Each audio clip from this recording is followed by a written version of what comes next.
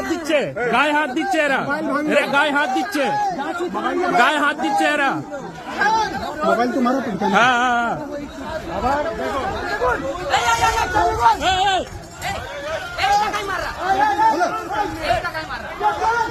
দেখছেন তো sir?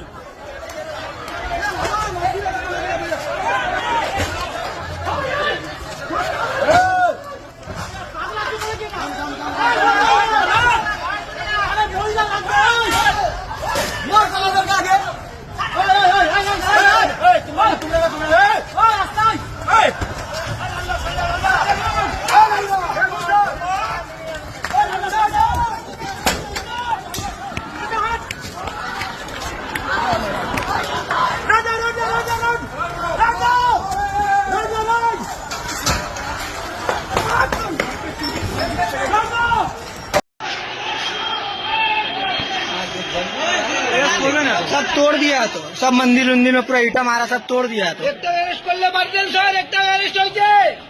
Arrest होवे ना अरेस्ट होवे ना অ্যারেস্ট করার ক্ষমতা নাই, তেল লাগান আপনারা, তেল লাগিয়ে যান। এটা রবীন্দ্রনগর থানা, এটা রবীন্দ্রনগর থানা, হ্যাঁ এটা রবীন্দ্রনগর থানা। রক্ত স্যার কি করেছেন স্যার দেখুন, পুরা স্যার দেখুন কি করেছেন, ওই তো এই কি অবস্থা স্যার দেখে নিন, এরা কি অবস্থা করেছে। এটা রবীন্দ্রনগর থানা।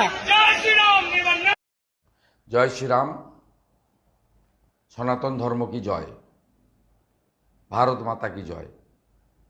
পশ্চিমবঙ্গে মমতা ব্যানার্জির নেতৃত্বে তোষণের রাজনীতি এবং পশ্চিমবঙ্গ পুলিশ, কলকাতা পুলিশ, যার নাম এখন মমতা পুলিশ, তাকে একটি বিশেষ সম্প্রদায়ের জেহাদি দাঙ্গাবাজ তাদের বিরুদ্ধে ব্যবস্থা না গ্রহণ করার জন্য হাত পা বেঁধে রেখে যেভাবে একটার পর একটা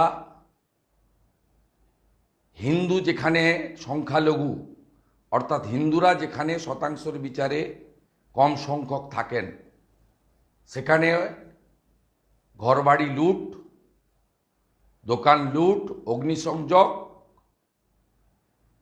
শারীরিক নির্যাতন, রক্তপাত, এমনকি ধুলিয়ানে হরগোবিন্দ দাস, চন্দন দাসের নৃশংস বর্বরচিত হত্যা আপনারা দেখেছেন।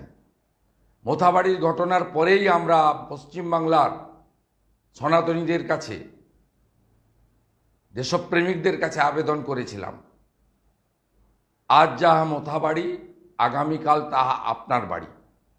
অনেকে ভেবেছিলেন মালদায় তো হিন্দুরা সংখ্যালঘু প্রায়, তারপরে শামসেরগঞ্জ, ধুলিয়ান দেখলেন, বললেন হ্যাঁ করে 16-18% হিন্দু থাকে, তাই হয়তো অত্যাচার হয়েছে।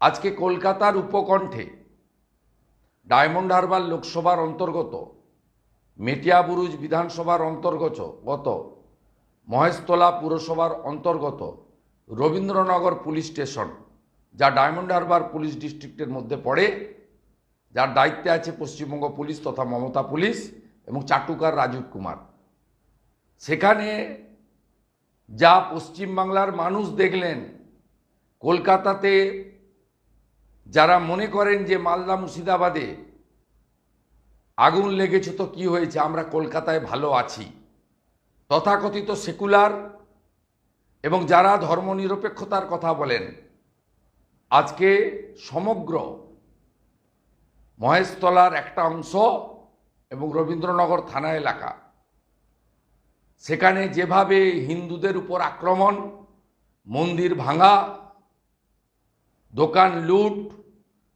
রক্তপাত, শুধু হিন্দুদের উপর নয়, যে পুলিশের হাত পা বেঁধে রাখা হয়েছে ভোট ব্যাংকের রাজনীতিতে, এই বিশেষ সম্প্রদায়ের টিকি পর্যন্ত ছোঁয়া যাবে না, তাদেরকে দিয়ে আজকে 35-40 জন পুলিশ রক্তাক্ত হয়েছেন, মহিলা পুলিশরা রক্তাক্ত হয়েছেন, একাধিক হিন্দুদের মোটরসাইকেল বা বাড়ি নয়, পুলিশেরও একাধিক গাড়ি এবং মোটরসাইকেল জ্বালিয়ে দেওয়া হয়েছে। এর আগে 2022-এ লক্ষ্মী পুজোর দিন মমিনপুর ইকবালপুরের ঘটনা স্মরণ করিয়ে দিই। আমি কলকাতা হাইকোর্টের তৎকালীন অবসরকালীন বেঞ্চে গেছিলাম। মহামান্য জাস্টিস, আজকে যিনি সুপ্রিম কোর্টের জাস্টিস মাননীয় বিচারপতি জয়মাল্য বাগচি, সেদিন এনআইএর তদন্তর নির্দেশ দিয়েছিলেন। তারপর থেকে গার্ডেন রিচ, মেটিয়াবুরুজ, মমিনপুর, ইকবালপুর, যা জনাব ফিরাদ হাকিমের কথায় ডন পত্রিকার সাংবাদিককে এনে ইহা ভি এক মিনি পাকিস্তান হ্যায়, সেখানে যা দৃশ্য আপনারা দেখেছেন, আমি সকলকে একটা কথাই বলবো, আমরা বিধায়করা কাল তো বিধানসভায় প্রতিবাদ করব, আজকেও আমরা ভবানী ভবনে গিয়ে প্রতিবাদ করেছি। আমরা ঘরে বসে থাকব না। সব হিন্দুদেরকে ধুলিয়ান, শামশেরগঞ্জ, মোথাবাড়ির মতো সম্পূর্ণ ক্ষতিপূরণ হিন্দুদের দ্বারা সংগ্রহ করে আমরা দেব এবং তাদের পাশে দাঁড়াবো। আইনি লড়াইতে তাদের পাশে থাকব। তাদেরকে ন্যায় এবং বিচার পাইয়ে দেওয়ার কাজ আমরা করব। আমরা অঙ্গীকারবদ্ধ। আমি সমগ্র পশ্চিমবঙ্গের হিন্দুদের, সনাতনীদের, যারা পুজো কমিটি, রথ কমিটি, মন্দির কমিটি, রাজনৈতিক দল, সামাজিক সংগঠন, সকলকে আগামীকাল ধ্বজ হাতে নিয়ে এই ঘটনার বিরুদ্ধে শান্তিপূর্ণভাবে গোটা রাজ্য জুড়ে প্রতিবাদ করার জন্য বিনম্র আবেদন জানাই। আপনি দেখেছেন রবীন্দ্রনগরে আমাদের হিন্দুদের মন্দিরের সামনে থাকা তুলসী মঞ্চকে এক বিধর্মী জিহাদি মমতা পুলিশের সামনে তুলে ফেলে দিয়ে তুলসী মাতার অপমান করেছেন। সমগ্র বৈষ্ণব সমাজ এবং প্রত্যেকটা হিন্দু বাড়িতে আমরা তুলসী দেবীকে মাতা হিসেবে পুজো করি। আমরা বছরে একটি দিন তুলসী পূজন দিবস হিসেবে পালন করি। আমাদের গীতায় তুলসী দেবীর কথা বলা আছে। এই তুলসী দেবীর বিধর্মীদের হাতে, মমতা পুলিশের সামনে এদের আজকে যে দৃশ্য আমরা ভিডিওর মাধ্যমে, সংবাদ মাধ্যমের মাধ্যমে, সোশ্যাল মিডিয়ার মাধ্যমে দেখেছি, এ জিনিস মেনে নেওয়া যায় না। এই হিন্দু বিরোধী সরকার, হিন্দু বিরোধী পুলিশ, এদের বিরুদ্ধে সর্বাত্মক প্রতিবাদ আপনারা করুন এবং মাতা তুলসীকে সামনে রেখে শপথ গ্রহণ করুন। এই অন্যায়ের প্রতিবাদ আমরা করব, প্রতিশোধ আমরা নেব গণতান্ত্রিক শান্তিপূর্ণ উপায়ে, এবং আজ না হোক কাল এদের শাস্তির ব্যবস্থা আমরা করব। মাতা তুলসীর চরণে প্রণাম নিবেদন করে হরে কৃষ্ণ মন্ত্রের সাথে সাথে আমরাও রাস্তায় থাকব, বিধানসভার ভিতরে বাইরে উত্তাল করব। আপনারা করুন। এই বিনম্র আবেদন জানিয়ে আমার কথা শেষ করলাম। বন্দে মাতরম। ডায়মন্ড হারবার জেলায় আজকে মহেশতলা বিধানসভার অন্তর্গত রবীন্দ্রনগর থানার আন্ডারে যে ঘটনা ঘটেছে, আরো একবার চোখ খুলে দিল বাংলার মানুষের, বাংলার হিন্দুদের বিশেষ করে, যে আমরা এবং বিজেপি অর্থাৎ বিজেপির নেতারা যে কথাটা বলে আসছে, মমতা বন্দ্যোপাধ্যায়ের শাসনে হিন্দুরা সুরক্ষিত নয়, পুলিশ আপনাকে বাঁচাতে পারবে না, মমতা বন্দ্যোপাধ্যায়ের পুলিশ বাঁচাতে পারবে না।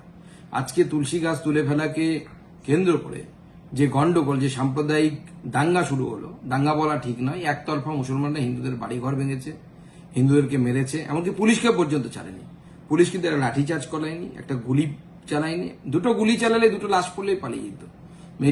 মেটিয়াবুরুজ থেকে হাজার হাজার লোক, মানে মুসলিম দাঙ্গাকারী, তারা গিয়ে সেখানে দাঙ্গা হাঙ্গামা করেছে। অথচ ইতিহাস পড়লে বোঝা যায় যে মেটিয়াবুরুজের লোক যারা, তারা লখনৌর নবাবের সাথে পশ্চিমবঙ্গে এসেছিল। আদতে তাদের পূর্বপুরুষ পশ্চিমবঙ্গের বাসিন্দাই না। আজকে পশ্চিমবঙ্গের বাইরে থেকে এসে তারা পশ্চিমবঙ্গের হিন্দুদেরকে তারা তাদের ঘরছাড়া করছে। বাঙালি ভাবুন, আগামী দিনে আপনাদের চরম বিপদ অপেক্ষা করছে যদি না সচেতন হয়।